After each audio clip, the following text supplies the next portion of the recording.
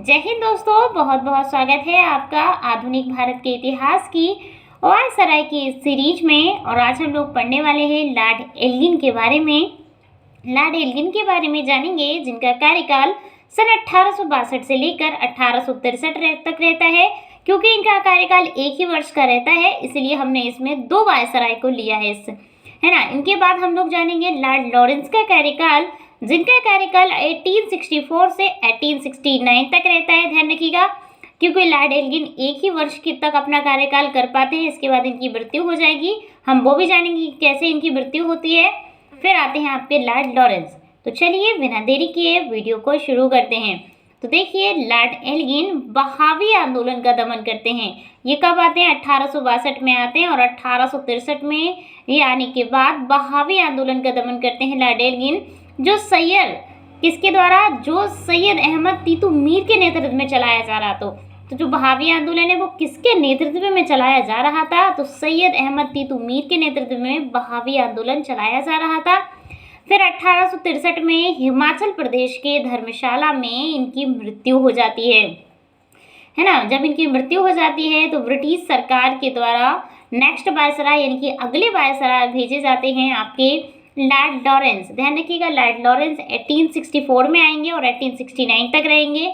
आप लोगों को पता होगा 2 अक्टूबर 1869 को महात्मा गांधी जी का जन्म होता है। तो किस वायसराय के कार्यकाल में महात्मा गांधी जी का जन्म होता है? तो लॉर्ड लॉरेंस के कार्यकाल में। और लॉर्ड लॉरेंस के कार्यकाल की सभी महत्वपूर्ण घटनाओं को हम विस्तार से जानेंगे, ठीक है। यदि आप लास्ट तक इस वीडियो को देखेंगे तो इनके कार्यकाल में जितनी भी घटनाएं आधुनिक भारत के इतिहास में घटी हैं, हम उन सब पर डिटेल से चर्चा करेंगे। तो देखिए, ये आते ही क्या होता है, सन 1865 में भूटान ने ब्रिटिश साम्राज्य पर आक्रमण कर दिया। क्या होता है? 1864 में तो लॉर्ड लॉरेंस आएंगे और 1865 में भूटान क्या करता है? ब्रिटिश साम्राज्य पर आक्रमण कर देता है। ध्यान रखिएगा, इसके बाद क्या होता है, दोनों के बीच युद्ध भी चलता है। भूटान एक देश है, ध्यान रखिए। भूटान की सीमा भारत के अरुणाचल प्रदेश सिक्किम से लगती है, ठीक है। इसके बाद क्या करते हैं लॉर्ड लॉरेंस? तो लॉर्ड लॉरेंस ने हस्तक्षेप की नीति के लिए जाना जाता है। जो लॉर्ड लॉरेंस है, इन्होंने कौन सी नीति को अपनाया? तो इन्हीं हस्तक्षेप की नीति के लिए जाना जाता है। इन्होंने ज़्यादा इंटरफेयर नहीं किया भारतीयों के काम में। इन्होंने कहा जैसा आपको करना है वैसा कीजिए, हम तो अपना कार्यकाल के लिए आए हैं, जो भी हमारा काम है हम वो करते हैं और आप अपना काम कीजिए। इन्होंने कर्जन की तरह, जैसे कर्जन ने क्या किया था, बंगाल का विभाजन कर दिया था। लॉर्ड बेलेज़री ने बहुत सारी सहायक संधियाँ की थी, है ना। इन्होंने इस तरीके से कोई काम नहीं किया, कोई युद्ध वगैरह ज़्यादा नहीं किए, है ना। भूटान ने ही क्या किया था, ब्रिटिश साम्राज्य पर आक्रमण किया था 1865 में, इन्हीं के कार्यकाल में। आगे देखिए, सन 1866 आ जाता है और 1866 में उड़ीसा, बंगाल एवं बुंदेलखंड में क्या होता है? 1866 में 67-68 में क्या होता है? तेजी से अकाल पड़ता है। क्या होता है? बहुत तेजी से लॉर्ड लॉरेंस के कार्यकाल में अकाल पड़ता है। लॉर्ड हेनरी, ठीक है ना। लॉर्ड लॉरेंस क्या करते हैं? एक व्यक्ति रहते हैं हेनरी कैंपेबल के नेतृत्व में एक अकाल आयोग का गठन भी कर देते हैं। लॉर्ड लॉरेंस क्या करते हैं? हेनरी के नेतृत्व में एक अकाल आयोग का गठन कर देते हैं, ताकि क्योंकि उस समय जलवायु परिवर्तन तो काफ़ी लंबे समय से दिख रहा है, तो इसी तरीके से अकाल जैसी समस्याएं कई बार देखने को मिली है ब्रिटिश साम्राज्य के दौरान। आप देखेंगे बहुत सारे गवर्नर जनरल के दौरान अकाल पड़े हैं और उन्होंने अकाल आयोग की या फिर उस समय जो भी कार्य किए जाने थे अकाल से एक तरीके से बचने के लिए, वो सारे काम उन्होंने किए हैं। आगे देखते हैं, चलिए आ गया सन 1865। अब 1865 की घटना देखते हैं। तो सन 1865 में लॉर्ड लॉरेंस के द्वारा भारत एवं यूरोप के बीच प्रथम टेलीग्राफ सेवा भी प्रारंभ की गई। क्या हुआ? तो भारत और यूरोप के बीच पहली टेलीग्राफ सेवा किसके कार्यकाल में आई थी? तो 1865 में इसकी जो टाइम पीरियड है, और लॉर्ड लॉरेंस के कार्यकाल में भारत और यूरोप के बीच पहली टेलीग्राफ सेवा प्रारंभ की गई। आगे देखेंगे, लॉर्ड लॉरेंस के कार्यकाल में सर सैयद अहमद खान ने ही साइंटिफिक इंडिया सोसाइटी की स्थापना की थी। किसने? सर सैयद अहमद खान ने 1864 में। ध्यान रखिए, 1864 के आसपास इन्होंने क्या किया था? सर सैयद अहमद खान, नाम याद रखिए, सर सैयद अहमद खान ने साइंटिफिक इंडिया सोसाइटी की स्थापना की थी।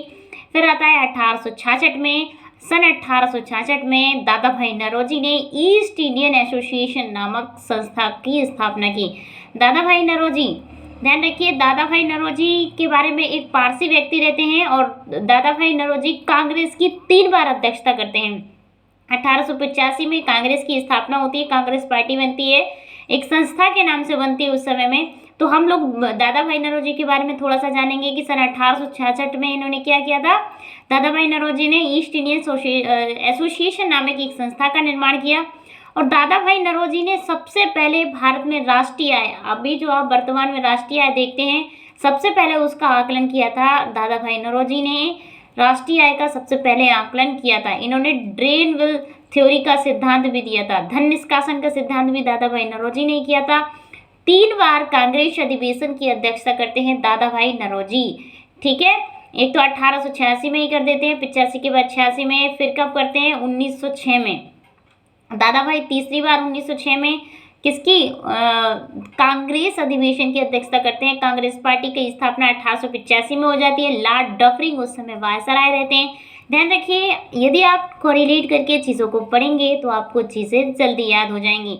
मेन पॉइंट है आपका कि एग्जाम में आपको चीज़ें याद होनी चाहिए, है ना, एग्जामिनेशन हॉल तक आपकी चीज़ें पहुंचनी चाहिए।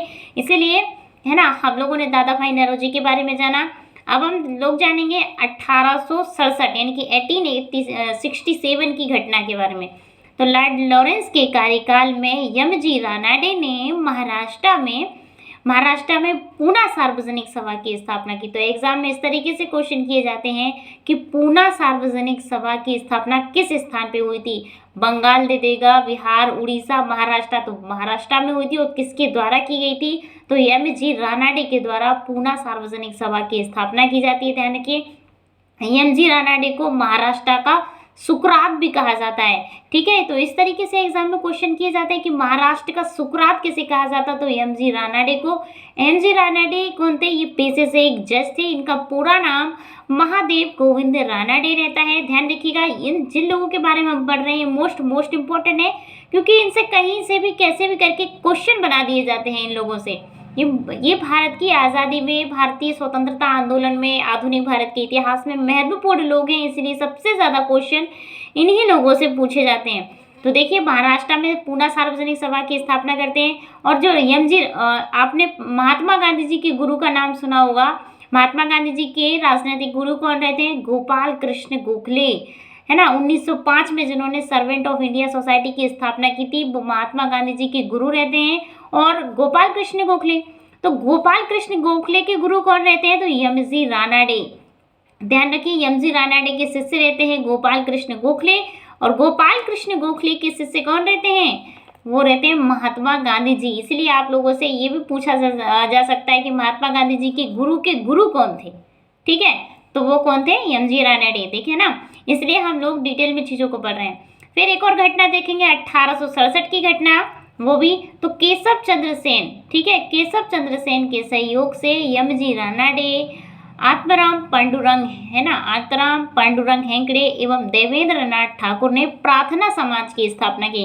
तो प्रार्थना समाज की स्थापना कब की जाती है, 1867 में, 1867 में ही, है ना। किसके द्वारा, देवेंद्र नाथ ठाकुर के द्वारा, है ना। और किसके, एम.जी. रानाडे, देवेंद्र नाथ ठाकुर और पांडुरंग हेगड़े। देवेंद्र नाथ ठाकुर, ठीक है, याद रखिएगा। जो आपके केशव चंद्र सेन रहते हैं ना, केशव चंद्र सेन, जो इसमें लिखा हो, तो केशव चंद्र सेन ने नवीन ब्रह्म समाज की स्थापना भी इन्होंने की है। आप लोगों ने ब्रह्म समाज के नाम के बारे में पढ़ा होगा। 1828 में ब्रह्म समाज की स्थापना करते हैं राजा राम मोहन राय जी। राजा राम मोहन राय जी ब्रह्म समाज की स्थापना करते हैं। जब उनकी मृत्यु हो जाती है तो ब्रह्म समाज को संभालते हैं केशव चंद्र सेन जी। केशव चंद्र सेन जी इसको संभालते हैं, तो क्या होता है, केशव चंद्र सेन जी कुछ मिस्टेक्स कर देते हैं, तो जो रविंद्रनाथ ठाकुर रहते हैं, इन्हें उसके आचार्य की पदवी से हटा देते हैं, ठीक है। उसको पदस्थ कर देते हैं कि अब आप इस संस्था को नहीं संभालेंगे। तब केशव चंद्र सेन क्या करते हैं, नवीन ब्रह्म समाज की स्थापना करते हैं। याद रखिएगा, तो नवीन ब्रह्म समाज की स्थापना भी केशव चंद्र सेन करते हैं। तत्वबोधिनी की स्थापना, ये देवेंद्रनाथ तत्वबोधिनी करके एक सभा का नाम है, इसी तरीके से उसकी स्थापना देवेंद्रनाथ ठाकुर ने की थी। इसी तरीके से पूछा जाता है। आशा करते हैं आपको ये लेक्चर समझ में आया होगा। इसमें जितनी भी बातें आपको बताई गई हैं सभी महत्वपूर्ण है दोस्तों। यदि वीडियो पसंद आए तो प्लीज़ दोस्तों वीडियो को लाइक कीजिए, चैनल को सब्सक्राइब कीजिए और आधुनिक भारत के इतिहास की जितनी भी घटनाएं हैं हमने सभी के बारे में डिटेल से वीडियो बनाए हैं। मिलते हैं अगले लेक्चर में, तब तक के लिए जय हिंद, जय भारत, थैंक यू।